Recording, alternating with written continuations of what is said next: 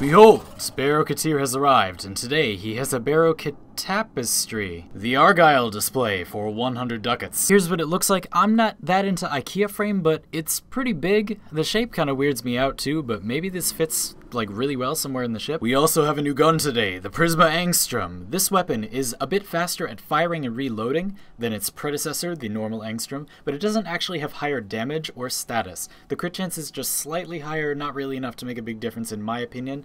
This weapon is alright and in kind of an odd way, so I decided to make a whole video about it. That's out right now, check in the description or as a suggested video above now. And I hope that's very helpful as a potential buyer of this weapon. The Prisma Veritux. This isn't bad, but the Centaur also exists, and I feel like that's a bit easier to get. Next we have Fang Fusillade. This is a perfectly good mod. You want a gun that has really high status chance and slash damage, and there just aren't that many rifles on the Bratton Prime, but this one's a little iffy. Definitely not a priority pickup, but it's not a bad mod to have. Vermilion Storm, a very fancy stance. However, some of the combos on the claw stance called Four Riders have momentum, that is like it makes you resist knockdown while you're using it, and having a stance add momentum to a weapon is pretty amazing, so I feel you should probably use Four Riders instead.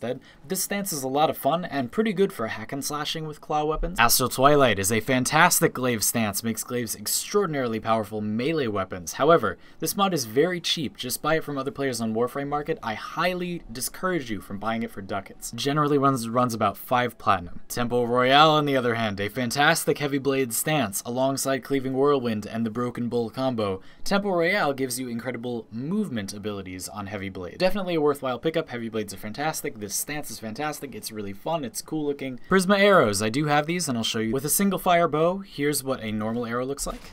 Here's what those look like. Very minor difference. They just look different in the bow. As you can see, there's like different textures on it that do look pretty nice, that Prisma texture. They're pretty arrows, but you're probably not going to see them, so I don't really think it's worth it. Haha, the Ki'Teer Raza Sayandana. I think this is kind of like a hoodie. Looks like this. Got some metallics that are pretty interesting. It does color pretty well. The colors on it are interesting, like, and very vibrant, but I feel this is a little bit too bright. This is an alright Sayandana. Awful lot of cosmetics today. Then we have the two Ki'Teer earpieces. Ki'Teer earpiece, Ki'Teer solo earpiece. If you're confused by these, don't worry about it. However, they're rather low profile. I don't think you'll ever be able to notice them. I would say skip. They're also very expensive. The Ki'Teer Kavat armor now does look pretty cool. As you can see, it sort of like puts a hat on them that I think looks pretty nice. I don't really love the little hump of Ki'Teer armor on the back, but I do like that sort of coat they have. This is pretty sleek, and I think it looks alright. The Ki'Teer leg plates. Just note that these are not the new Ki'Teer armor set legs, not the Ki'Teer Foros legs. These are the normal Ki'Teer legs from the previous armor set.